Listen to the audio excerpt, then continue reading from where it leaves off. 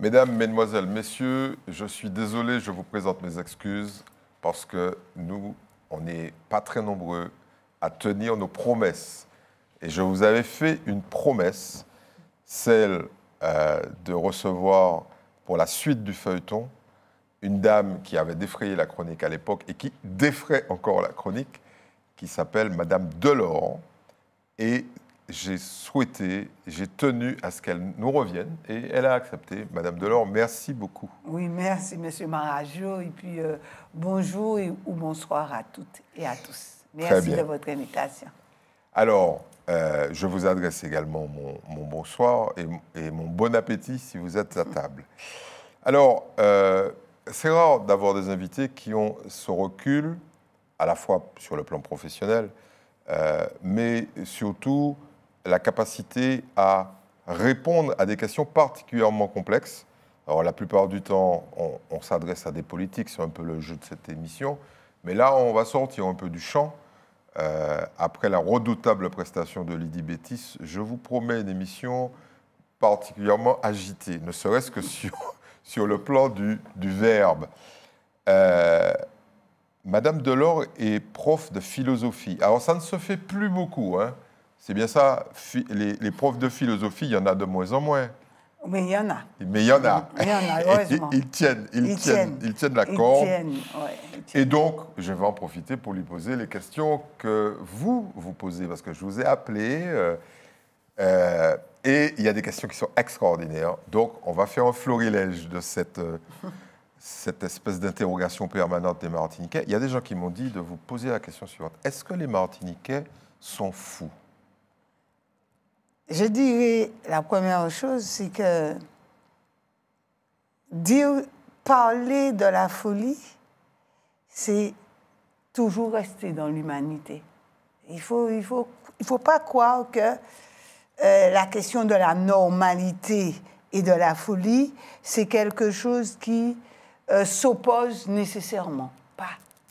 Absolument pas. Est-ce que je peux déjà réagir? Oui. Parce que ces mots-là sont très importants. Oui. En clair, vous êtes en train de nous dire la folie, c'est profondément humain. Oui, Bon. C'est profondément humain. Parce qu'il faut arrêter de croire que c'est une monstruosité. Et même la monstruosité, seul un humain peut être monstrueux, pas un animal. Alors, ça tombe super bien parce que j'ai sorti mes vieux sondages de 2008 et j'ai regardé ce que les gens nous disaient de la folie. 65% des gens que nous interrogions à l'époque nous disaient que la folie, ce n'est pas une maladie. Et je leur demandais donc, qu'est-ce que c'est? C'est un sort. Pour eux, pour la majorité des Martiniquais. À l'époque, ça a peut-être évolué. C'est un sort. Ça veut dire que yo fait yo mal. Qu'est-ce que vous pensez de ça? Je dirais que ce n'est pas une mauvaise chose que l'on considère ça comme un sort. Pourquoi? Parce que le considérer comme un sort, c'est raccrocher la personne à vous. C'est-à-dire que la personne n'est pas exclue de la famille, ni de son environnement familial.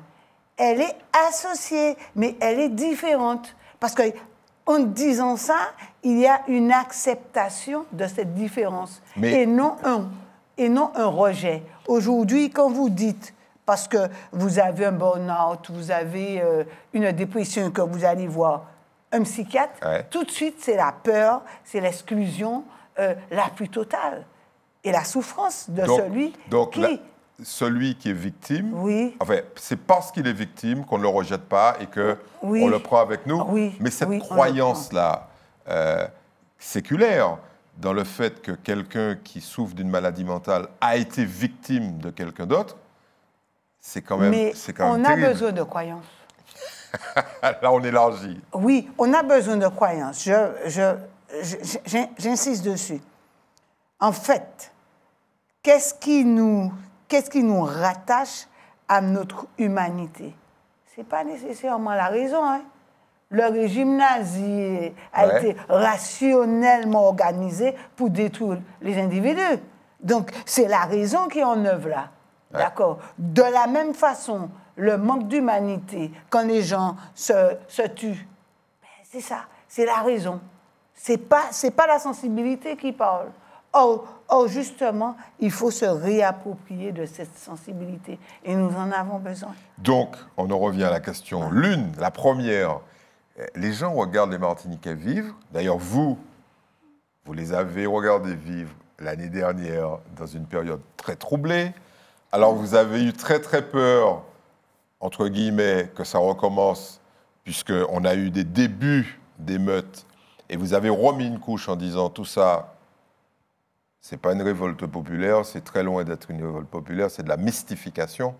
Quand les gens regardent tout ça, y compris au quotidien, ils disent, mais pourquoi les gens sont comme ça? Pourquoi les gens sont pas rationnels? Pourquoi ils font des choses qu'on ne comprend pas? En clair, et là, bon, c'est le langage un peu populaire, mais pourquoi ils sont fous? Pourquoi les gens sont fous? Les gens ne sont pas fous.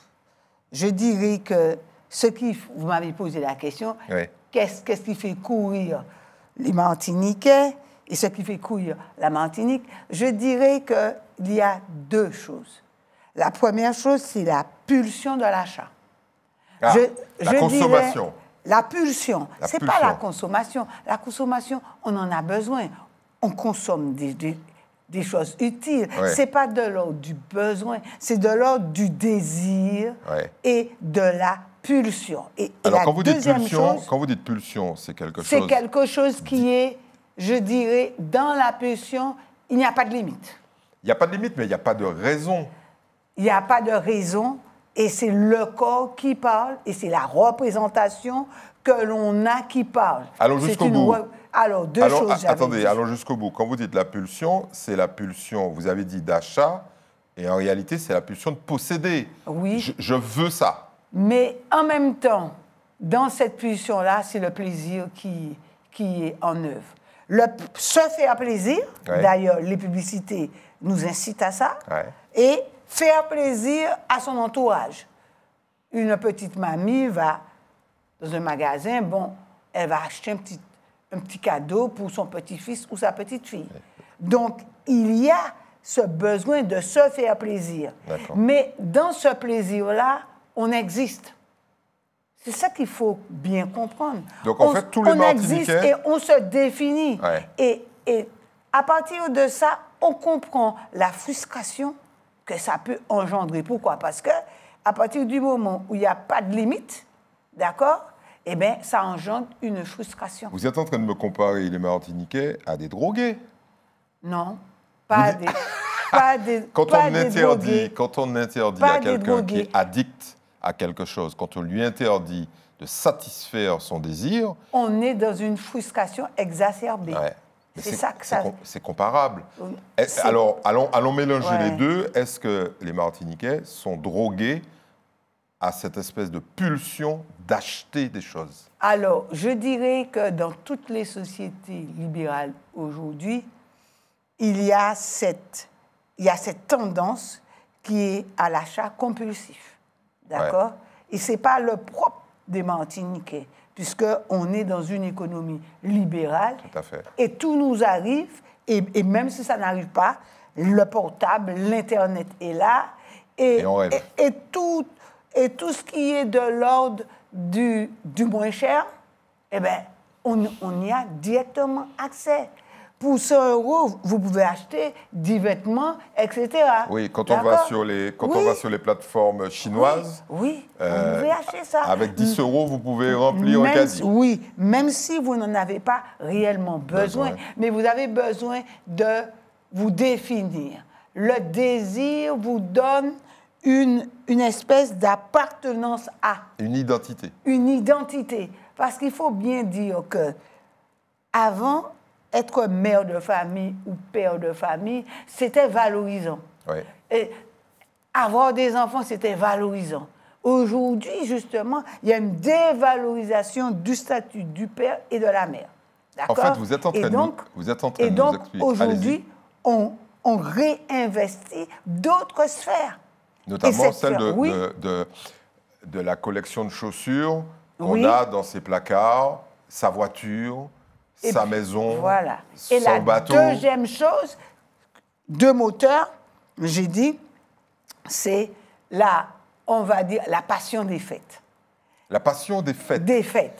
Parce que cette passion des fêtes n'est pas... J'ai été regarder, en France, vous avez plus de 6000 festivals de l'année. Ouais. C'est énorme, sans parler des rêves parties, etc. Et nous sommes atteints aussi. À n'importe quel moment, vous regardez, vous avez des festivités en mer, sur mer, dans le Nord Caraïbe, par exemple. Bon, eh bien, tous les dimanches, vous avez des gens sur leur bateau et qui se font filmer et qui fêtent. On n'a pas besoin d'occasion particulière de fête. Dès qu'on est ensemble, on fait la fête. Alors, pourquoi ces deux pulsions-là? Un, la pulsion, le désir compulsif de posséder via l'achat. Et le deuxième, c'est de participer à des moments de fête. Dans les deux cas, ça crée l'hormone du plaisir. Oui. C'est la dopamine. C'est la dopamine qui alimente tout ça. Est-ce que cette analyse que vous faites, que très peu de gens jusqu'à là avaient faite, explique en partie ce que nous sommes déjà et ce que nous faisons concrètement? On va dire que la fête rompt l'isolement. Parce qu'on n'a pas idée de la solitude des gens.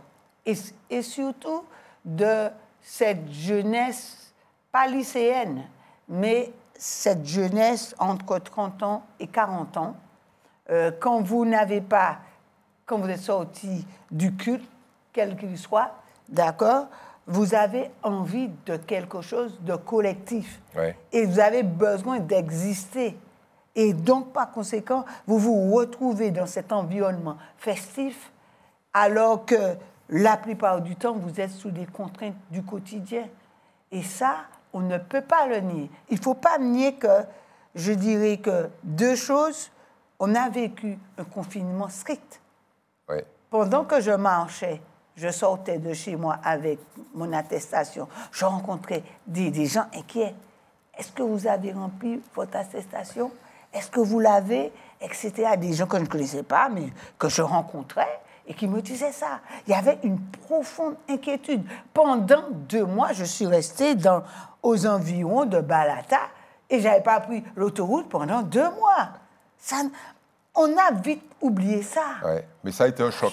Ça a été un choc. Pourquoi? Parce que nous, au départ, on n'avait pas de problème, il n'y avait pas d'incidence. On a subi les incidences après coup. Oui. Après coup. Donc, personne n'a compris ce confinement brutal et puis strict. Et ça, je crois que ça a laissé des traces. Et on est parti trop rapidement.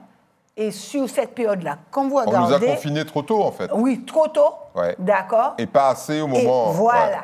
Et donc, résultat du compte, ça a créé beaucoup de traumatisme. Ce n'est pas un hasard qu'on n'a pas écrit de cette période-là, à part un seul bouquin, d'accord. Mais il conviendra d'écrire ça. Quand on aura peut-être pris un peu plus de distance, ce n'est pas une question simplement de la vaccination. Oui. C'est une question de l'isolement. Je passais sur le même trottoir que quelqu'un, la personne s'écartait de moi. Vous avez des gens aujourd'hui qui n'embrassent plus leur grand-mère, leur mère. Pourquoi? Parce qu'ils se disent, même s'il n'y a plus le Covid, il y a des microbes. On a peur de microbes, de maladies. Donc, jusqu'à présent, on est dans l'exclusion de l'autre. L'autre, c'est celui qui viendra porter la maladie. Oui. Quelle que soit la maladie, porteur de maladie. Et donc, ça a été un facteur d'exclusion. Alors, quand on fait le bilan de tout ça, il n'est pas surprenant qu'un certain nombre de gens disent le pays dans lequel on vit, alors je vais reprendre cette fameuse expression, est un hôpital psychiatrique à ciel ouvert. Alors je vais vous en donner une que j'ai eue à Grand-Rivière il n'y a pas très longtemps. Il y a un de mes cousins qui me dit « Dio que ciel là qu'a fermé ». Il est à ciel ouvert, mais ça se referme. Cette impression de l'irrationalité permanente dans une île qui répond au canon de la modernité mondiale. Hein. Oui. Ça vous inquiète ou pas? Non, je dirais que nous sommes dans des territoires fragiles. Alors, qu'est-ce que vous mettez Alors, derrière le terme de fragilité?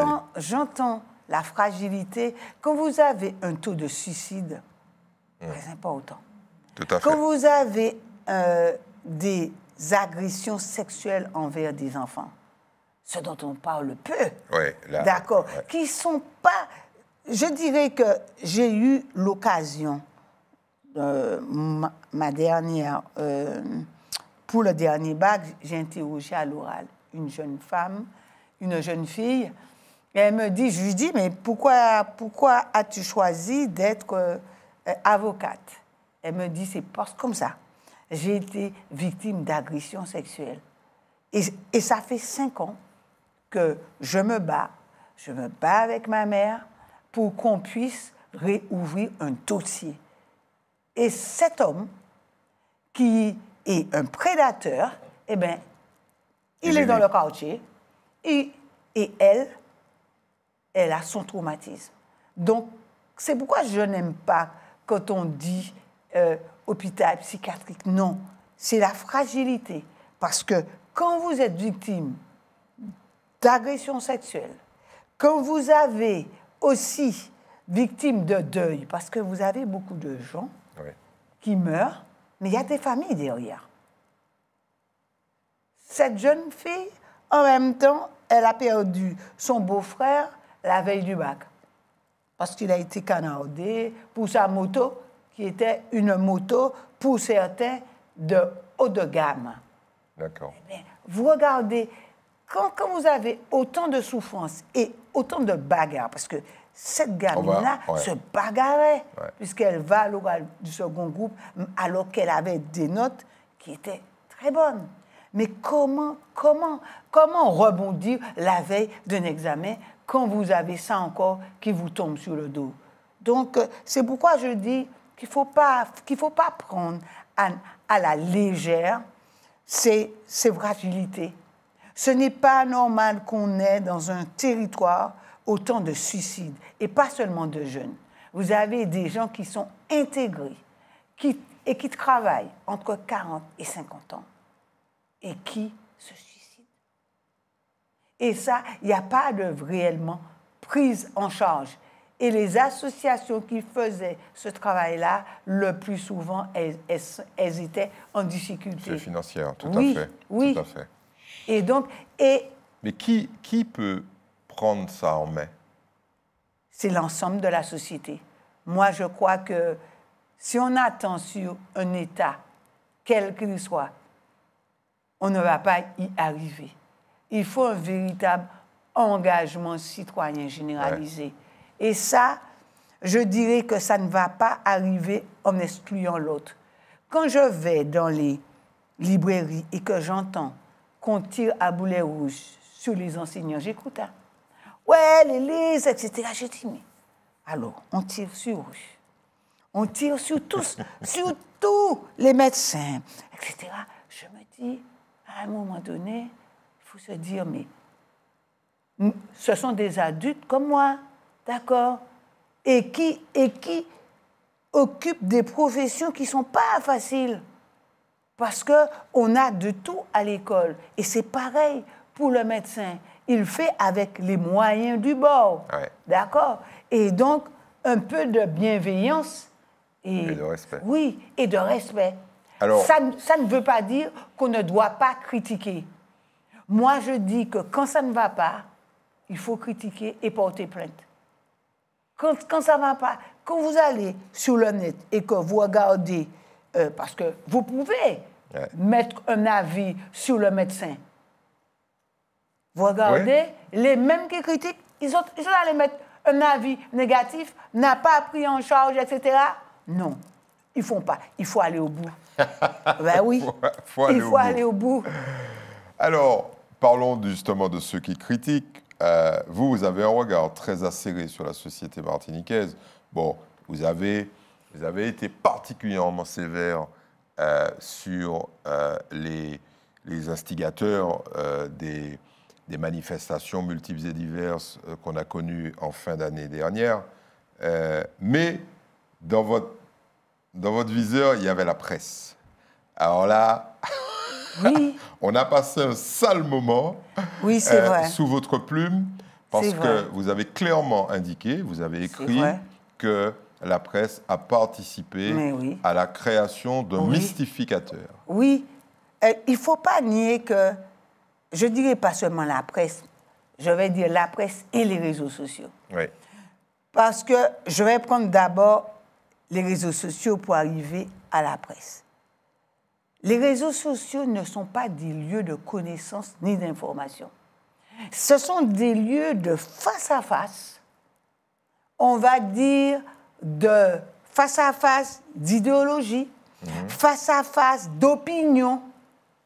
Et ce sont des lieux qui, le plus souvent, ce sont des lieux de préjugés, ce sont des lieux d'illusion Ouais.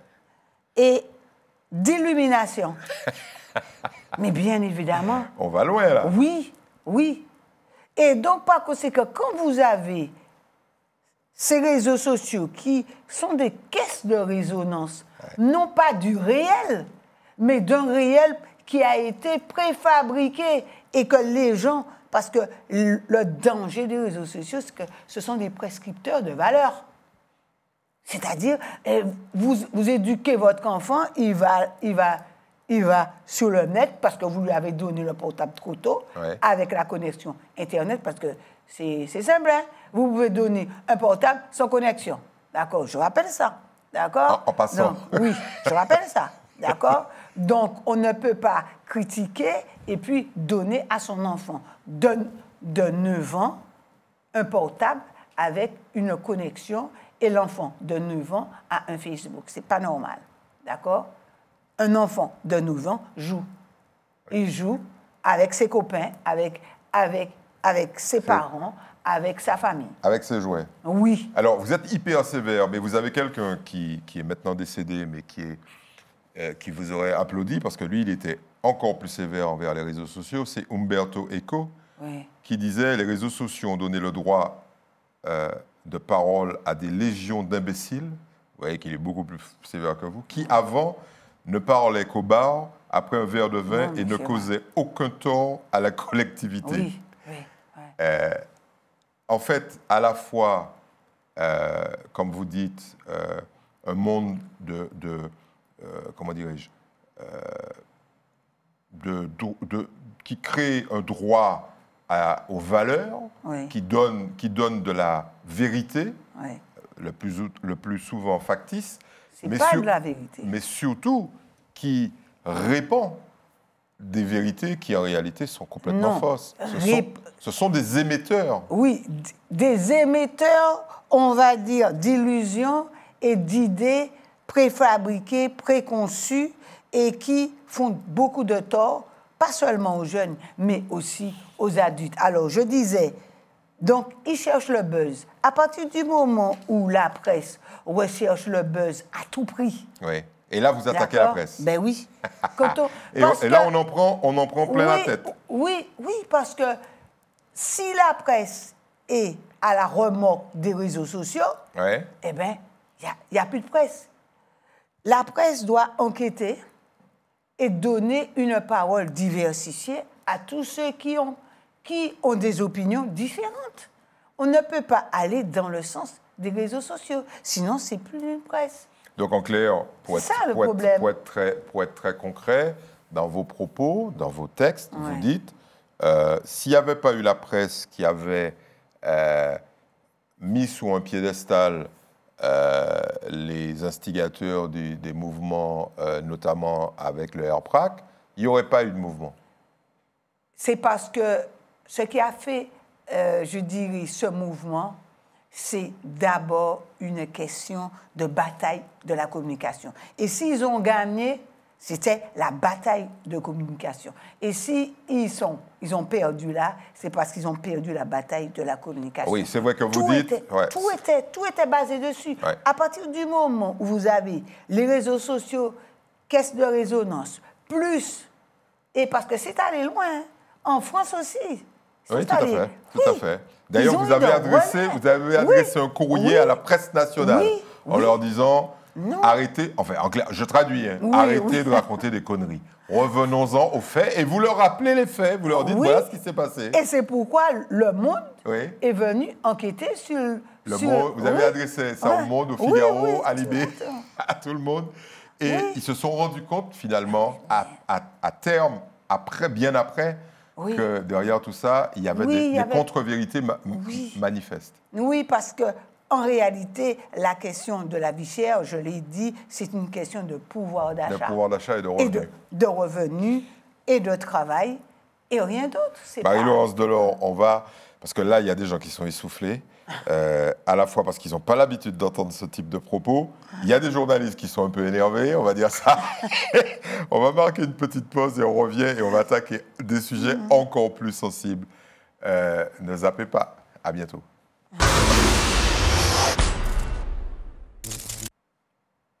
Très bien.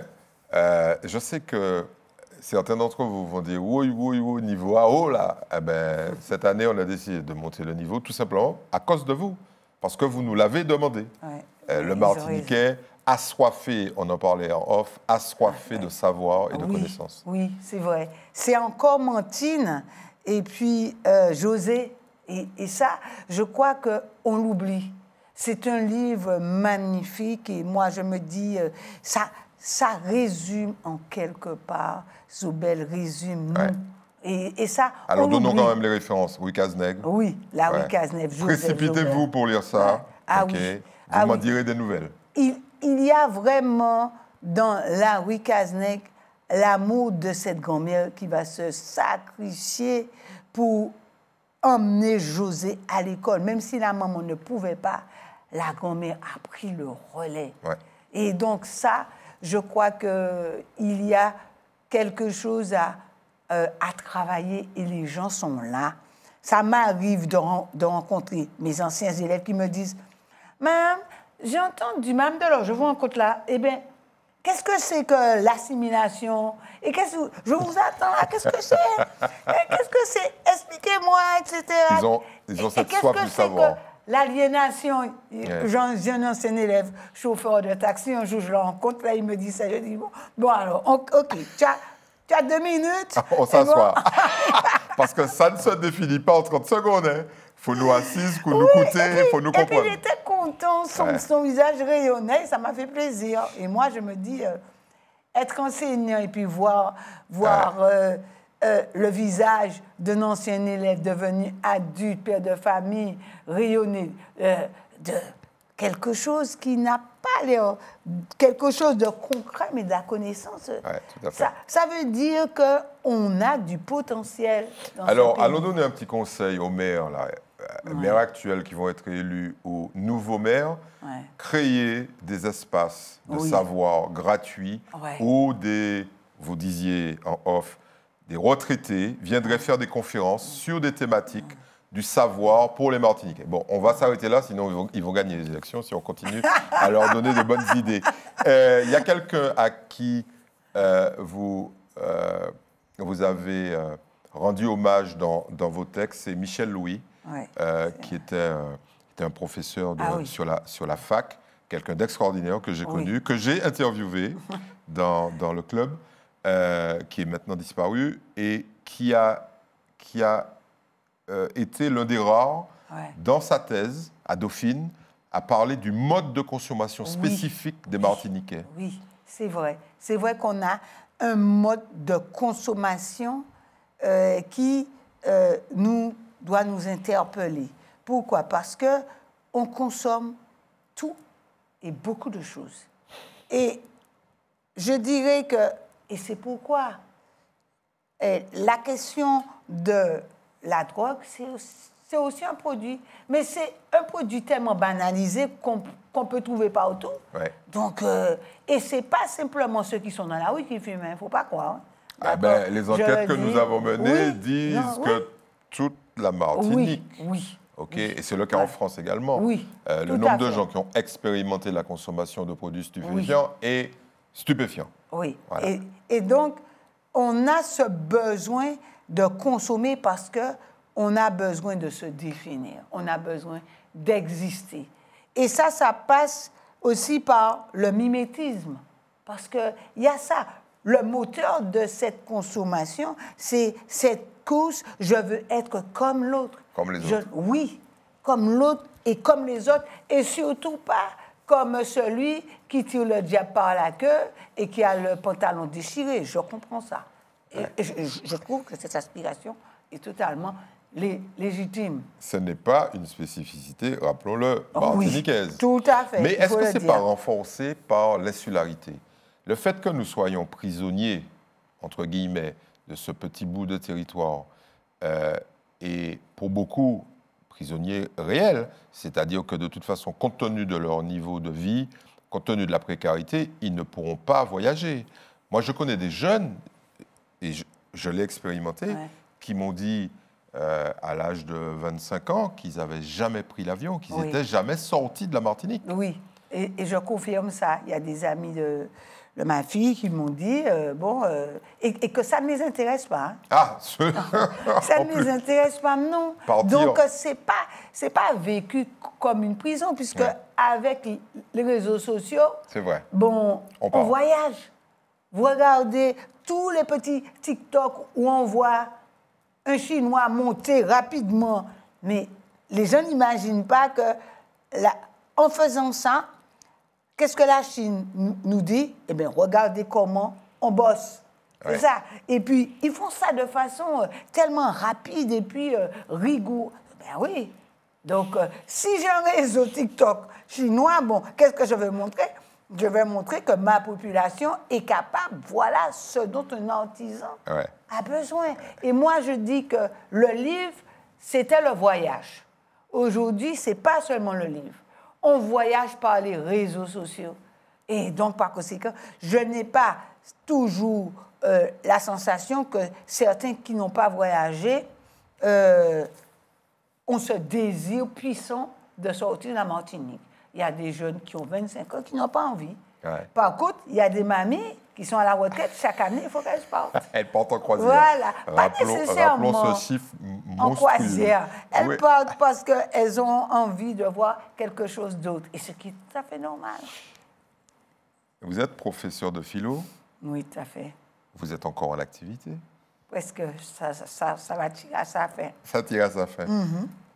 Vous demandez à vos élèves de déposer leur portable dans un casier ou... C'est pas encore...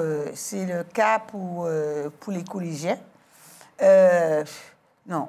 Non. Vous leur faites confiance? C'est pas question de confiance. C'est une question que, bon, à partir du moment, c'est rare, même quand les élèves ont leur portable, que le portable sonne, ou encore qu'ils le consultent. Pourquoi? Parce que comme ils ont l'ordinateur, et qu'ils prennent sur l'ordinateur, et donc par conséquent, c'est là. Donc comme ils ont une connexion Internet, ben, ils peuvent faire autre chose que prendre le coup. Donc le portable, non, le portable est devenu secondaire. Alors, passons au cœur du sujet qui nous préoccupe, c'est le pouvoir. Vous ne renoncez pas à vos activités politiques. Vous avez décidé peut-être d'y revenir, parce que rappelons que vous avez été conseillère municipale. C'est vrai. On vous a bien entendu dans ces séquences-là. Oui, c'est vrai. Le maire de Fort. J'ai représenté dignement, du moins je le crois, dignement les Martiniquais, les Foyalais qui avaient voté pour cette équipe-là. D'accord, parce que confiance. Même si vous êtes dans l'opposition, il faut nécessairement travailler. Et moi, je pense que nous avons fait, moi j'ai fait l'expérience d'un véritable travail. 5 jours avant, vous avez les documents qui arrivent. Il faut qu'on puisse les dossiers. Vous connaissiez. Alors, moi, j'ai fait ma petite enquête. Je vais le dire en créole parce que Madame t'as qu'à faire nous chier, messieurs. T'as qu'à faire nous chier. Maman, il t'a laissé ce dossier à. Il pas qu'à la dire rien. C'est vrai. Est-ce que c'est ça un homme politique, une femme politique? Je dirais que, je l'ai déjà dit Alors rappelons que ça se passe à Fort-de-France. Hein. Oui, oui. Un homme, une femme politique est là pour servir. Et ça, c'est important. Tout le temps, le peuple martiniquais disait, et dans les urnes, ne jamais donner la totalité du pouvoir à un homme et un parti. Et ça, ils l'ont toujours dit. Oui. Sauf qu'aujourd'hui, ce n'est pas le cas. Et c'est ça la difficulté. C'est-à-dire qu'aujourd'hui, on a une même équipe, un même parti, un même homme. Et si le parti qui remportait les élections était le vôtre, si vous étiez à la tête de ce parti, est-ce que vous partageriez le pouvoir? Et comment? Même si les électeurs disent c'est à annuler et vous donnent la majorité. Vous savez, servir, c'est toujours quelque chose de prenant. Et c'est toujours quelque chose d'épuisant. Si vous le faites réellement, je ne crois pas qu'on peut prendre trois mandats.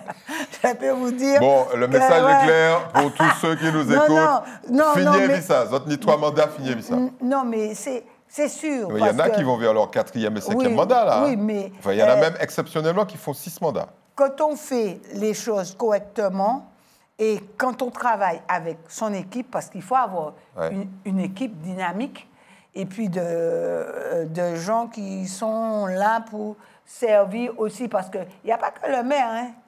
Le maire tout seul ne peut rien faire. Hein. C'est l'équipe derrière, parce que ce sont les conseillers municipaux qui sont dans le quartier.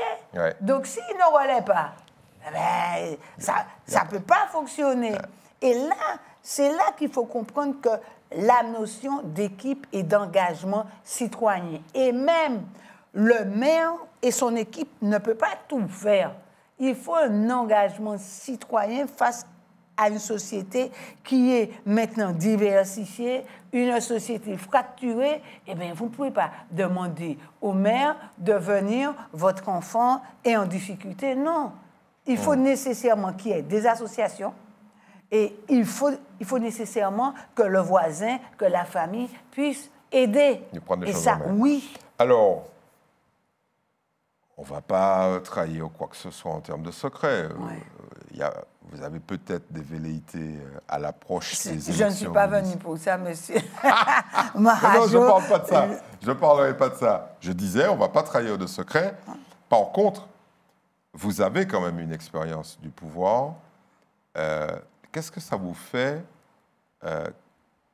Comment vous réagissez à la liste presque interminable d'hommes et de femmes politiques mis en cause dans des scandales de corruption?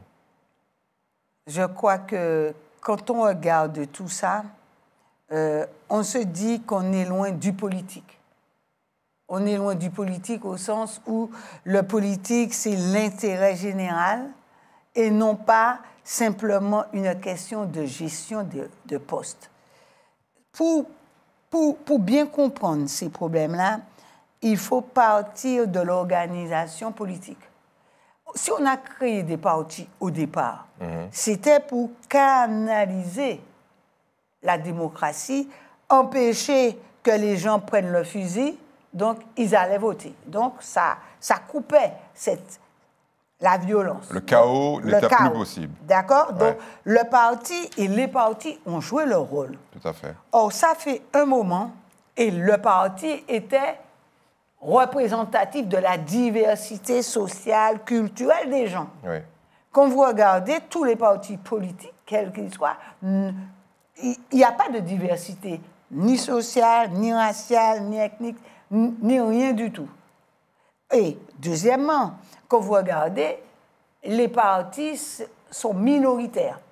Oui, ils ont quasiment disparu de l'échiquier politique. Je dirais que depuis, j'en avais discuté avec Cabor Masson à l'époque, donc ça fait longtemps, il me disait que la majorité se trouve en dehors des partis. Oui, tout à fait. Et ça, c'est une réalité encore plus importante aujourd'hui. Parce que vous avez... C'est-à-dire que le parti devient... On ne gère pas une ville, mais on gère des postes, je te mets second, troisième, etc. C'est ça.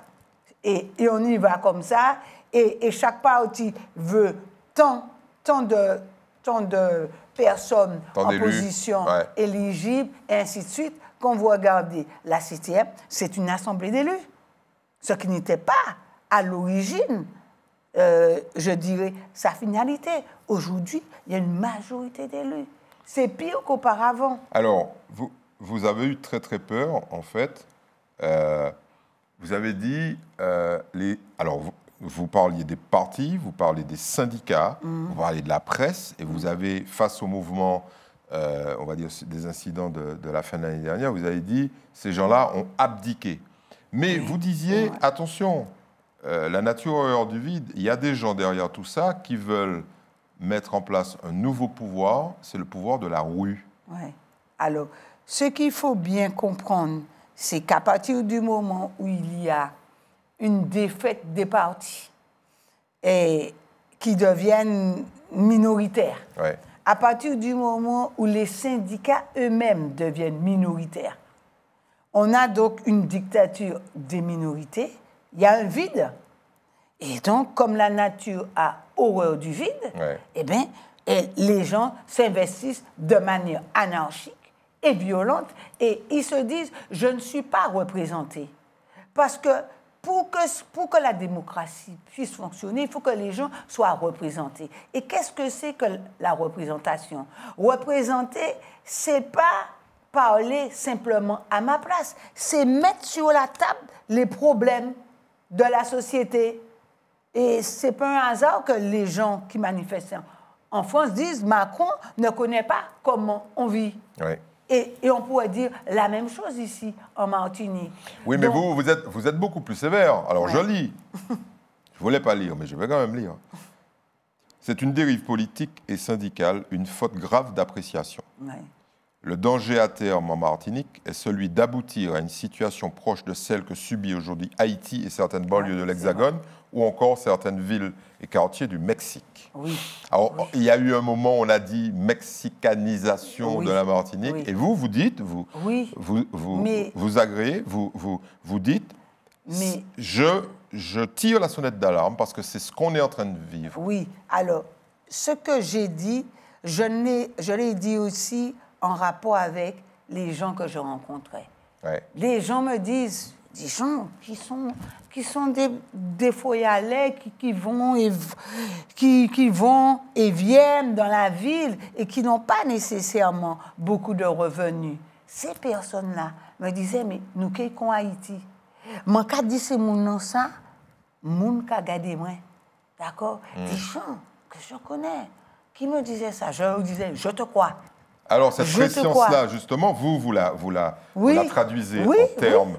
Oui, tout à fait. intelligibles, Oui. dans un texte qui est extrêmement dur. Mais est-ce que les gens que vous avez en face de vous, qui, eux, sont des responsables des syndicats, des hommes politiques, des intellectuels, est-ce qu'ils ont conscience qu'on va vers ça si tout le monde se met à dire oui à tout? Oui, alors, je pense que pendant longtemps, ces personnes étaient dans la dénégation, dans le déni. Oui. Ça ne peut pas nous arriver, on contrôle tout. Sauf qu'aujourd'hui, on ne contrôle rien du tout.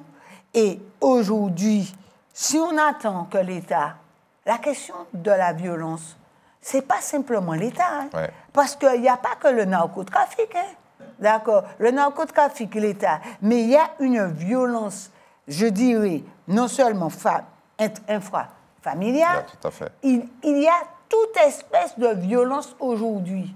Et donc, par conséquent, il faut nécessairement aujourd'hui qu'il y ait un engagement et une fédération des différents éléments, je dirais aussi bien la police nationale que la police municipale. Sinon, on ne va pas y arriver. C'est-à-dire, les gens qui attendent, ah oui, c'est à l'État. Non, ce n'est pas seulement à l'État. C'est aux Martiniquais, c'est aux élus martiniquais. Surtout que c'est une Donc, violence qui vient de oui, nous-mêmes. Oui, Ouais. oui. Le narcotrafic, c'est l'État, oui. Mais il n'y a pas que le narcotrafic. Il n'y a pas que le trafic d'armes. Il y a des trafics d'armes. Oui, c'est l'État. Mais encore faut-il que la société elle-même, que les citoyens eux-mêmes Ouais. trouvent ça inacceptable. Mais justement, pourquoi les gens acceptent aussi facilement que ça se dégrade? Parce que des gens intransigeants, il y en avait, on en a connu, notamment on avait des professeurs intransigeants, on avait des maires intransigeants, des gens qui disaient non, Mandou c'est non. Ouais. Aujourd'hui, c'est fini. Vous-même, vous stigmatisez l'attitude des élus. Vous dites, alors je vais éviter de citer parce qu'il faut nous rentrer dedans, mais je ne vais pas les louper quand même. Vous dites, comme dit le chanteur de la mafia, tout le monde ouvert, tout le monde prend la main. Et vous dites, avec cette même image, les politiques, comme le vent a changé, la population a compris que Oui. c'était fait berner, Oui. eh bien, ça y est, Oui, tout le monde. tout le Oui, monde tout- change oui, et tout le on a monde des change. discours contre Oui. la violence, Oui, etc., tout à fait. etc. Oui. Et ça, les gens comprennent bien que ben, y a quelque chose qui ne va pas. Ouais. C'est-à-dire que ceux-là même qui n'ont rien fait, d'accord, aujourd'hui, ils disent, bon, ben, il y a de la violence, on veut plus de policiers, on veut plus de moyens. Sauf que aujourd'hui, les Martiniquais ont perdu confiance. Et la confiance est longue à se construire, mais vite, elle est détruite. Pourquoi? Parce que la confiance se noue parce que les engagements sont tenus. À partir du moment où les engagements ne sont pas tenus, quel que soit l'individu, hein, vous ne faites confiance qu'à ceux qui ont respecté leurs engagements. Et donc, aujourd'hui, il faut travailler à rétablir la confiance. Et rétablir la confiance, c'est faire que la volonté des Martiniquais soit respectée. Pourquoi il y a pas... Qu'est-ce qu'ils ont dit? Oui. Qu'est-ce qu'ils ont dit, les Martiniquais, quand ils ont voté? Ils ont voté en 2010. Ils ont dit, je veux être citoyen français, européen et identité martiniquaise. Est-ce que les hommes politiques ont traduit ça politiquement? Mais c'est ça. Et donc, vous n'avez pas traduit ça politiquement et vous voulez demander plus. Il faut d'abord montrer aux Martiniquais que le peu de pouvoir, si on dit, que vous avez, vous l'exercez totalement. Ouais. La question des transports, comme la question de la gestion de l'eau et la question de la gestion des déchets, afin de rétablir la confiance et d'en demander d'autres. Or, ce n'est pas le cas aujourd'hui. Et donc, par conséquent, c'est vrai que certains peuvent se dire on va rentrer dans l'histoire parce qu'on aura une autre consultation vivement en 2026. Ouais. La précipitation n'est pas une bonne chose, surtout pour notre population qui a besoin d'être sécurisée et de dire, mais on a ça, allons jusqu'au bout. Ça ce n'est pas un argument anti-autonomie. C'est du pragmatisme pur et simple. Oui, aujourd'hui, il faut aller vers ça pour que le Martiniquais puisse se dire, bon, même s'ils sont pour leur intérêt, mais au moins, ils travaillent pour la population.